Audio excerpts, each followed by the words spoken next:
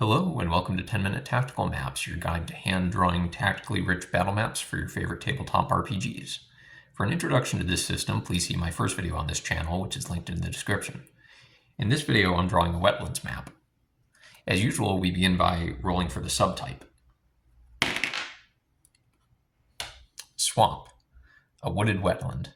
Forgo one roll on the random props table, add some number of small deciduous trees, tiny deciduous trees, and big spruce trees.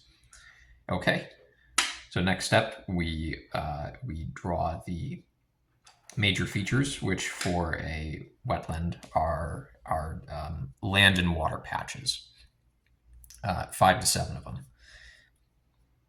Now the shapes are pretty irregular, even if they end up being glorified bands. If they're just, it's important to vary the outline a bit, because if they're just straight, it's going to look like weird green and blue stripes, which is not what I'm going for. Okay.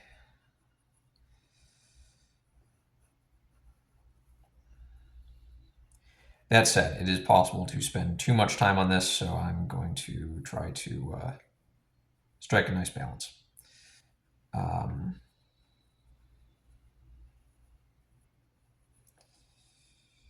Okay.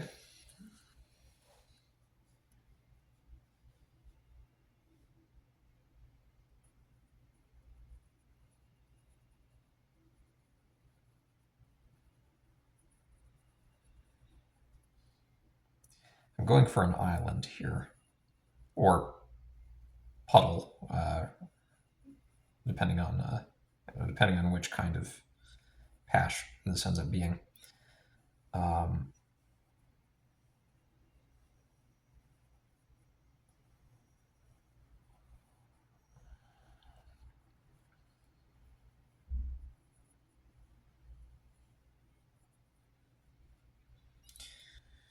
Okay. Yeah, need at least a couple more.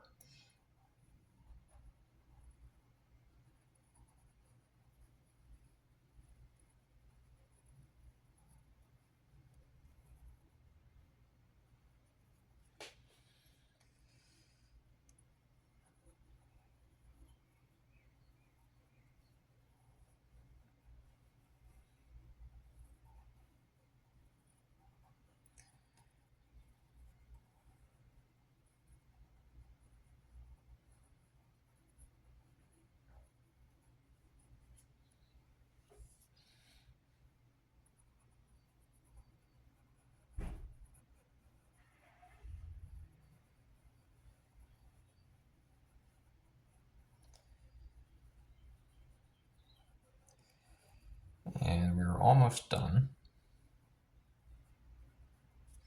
Okay, that's 1, 2, 3, 4, 5. Okay, one more. There was a problem with the recording, but we're back. So we were drawing one more region on the, we're drawing one more land or water region. Okay.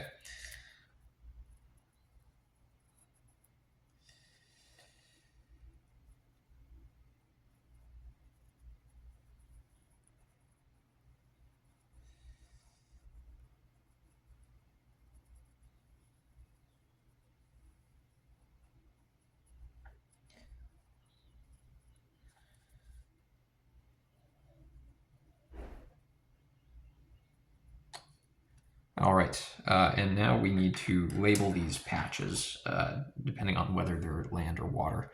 So we can start out with one arbitrarily. Say that this one is land, and so its neighbor has to be water. I'm writing an S instead of a W to mark the depth of the water.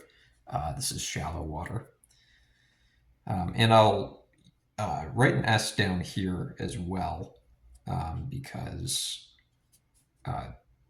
just make it easier for somebody to know what they're looking at. All right, and then alternating again, land, land, land. Wow, this is a huge one.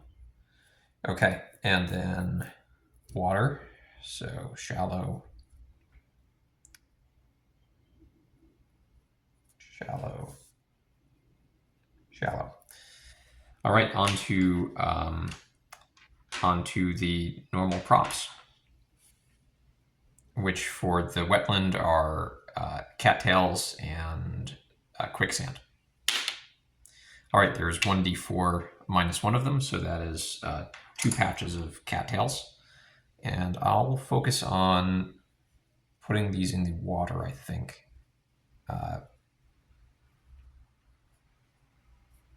Because most of the props cannot go in the water. So if you don't put these amphibious ones in there, then they just end up being kind of blank. Well, I didn't mean to make this that wide, but it is what it is.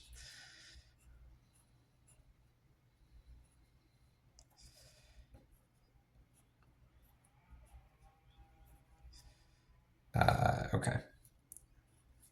That's one down, and what's number 2? You know, I will cross a boundary for this one, and this could lead to something interesting where, like, if somebody over here, somebody who's on battling over here, wants to escape, they can jump in the water, swim over to this patch of cattails that's partly in the water, hide inside that, and then move up onto land while still being hidden.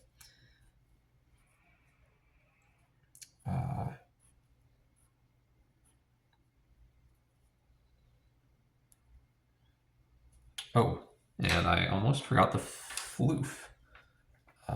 Okay. Now, for now, especially given that I'm trying to stay within a 10-minute time limit, we don't need to draw a bunch of these cattail heads, just enough to make it recognizable. And then if once I start coloring the map, I'll go back and fill in some more of these. 4, 5, 6. That's a good number. Okay. Quicksand patches. 1d4 minus 1, so that is one of them. And we'll definitely put this in water too. Ooh.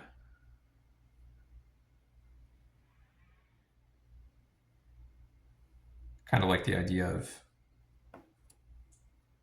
this little inlet here actually being boggy, or boggy is not the right technical term, but you know what I mean. Now, to get this effect, I'm pressing down with one finger and then rotating the pencil with the other.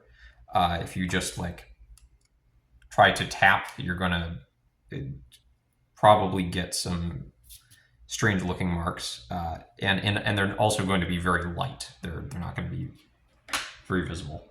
All right, now I'm going to add some blue dots because what makes quicksand trap people is, or what makes it sticky or gives it suction, is that water's rising up from beneath. So hopefully those dots will help to visually distinguish it from normal mud. Okay, onto the random props, the normal random props. 19. Giant sundew. How many of them? 2. All right.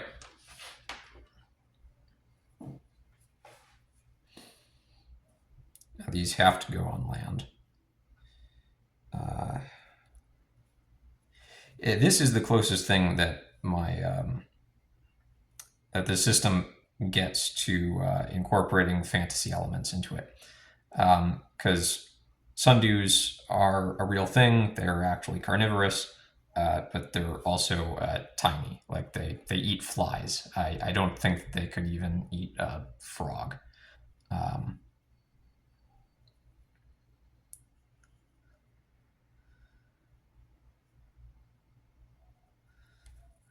But I think one of the things that makes the swamp environment interesting, or the wetlands environment interesting, is the number of interesting plants you can incorporate into it. So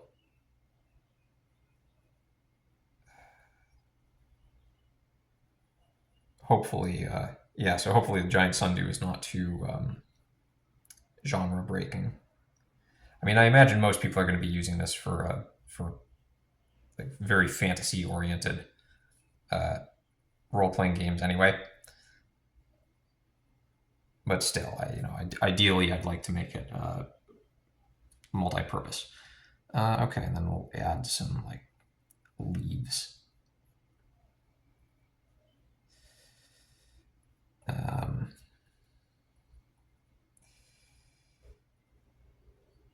All right, now we're only rolling once on the random props table for the swamp because there's a lot of trees to draw potentially. So let's get started on that. What does it say? 1d8 plus 2 small deciduous trees. Okay, that is a lot of trees. But that's good. It's good that the map feels distinctive. Or it's going to help distinguish this map from other wetlands maps that you might draw. All right, 1, 2, 3, 4, 5, 6, 7, 8, 9. And I'll draw a few branches on these. I'm not going to go wild because branch cover doesn't matter that much if the canopy is not very thick. If there are lots and lots of trees, then the main branches allow you to pretty much cross the battlefield without touching the ground. That just can't happen here no matter what because of the large water patches.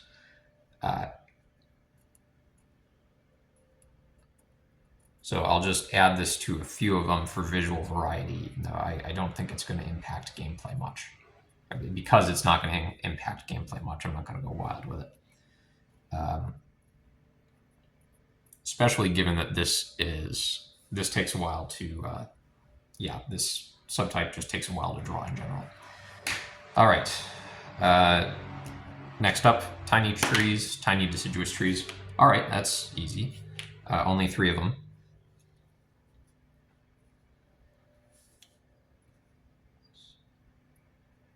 One, 2, 3. They're definitely more interesting in clumps. Okay, and now large big spruce trees. 1d4 plus 1, which is 3 of them. So here we go. Now I haven't left myself that many places to put these, so that's a challenge. Yeah, I wish that I planned this out a bit better.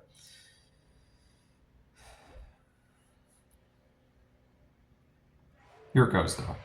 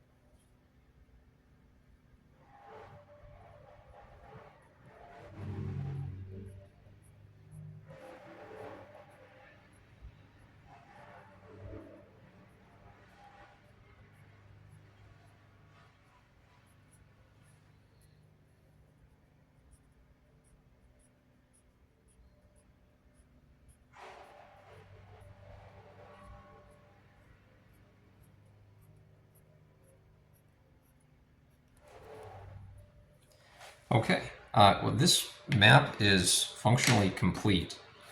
I mean, there are a lot of ways that it can be spruced up, and no pun intended, and I think I'll do some of that now. Welcome back. As you can see, I've finished coloring in and touching up the map, and I'm very happy with how it's turned out. There are lots of things for the characters to do, hiding in different kinds of vegetation, or there are multiple kinds of pit traps for people to fall into or be thrown into, and then lots of high cover in keeping with the swamp's niche. I hope that this has been informative, and I hope that you don't judge me too hard for going a bit over the time. I don't multitask very well, and so speaking and drawing and planning out what I'm going to draw next certainly takes longer than just drawing it out. Anyway, thank you for watching, and I hope to see you again.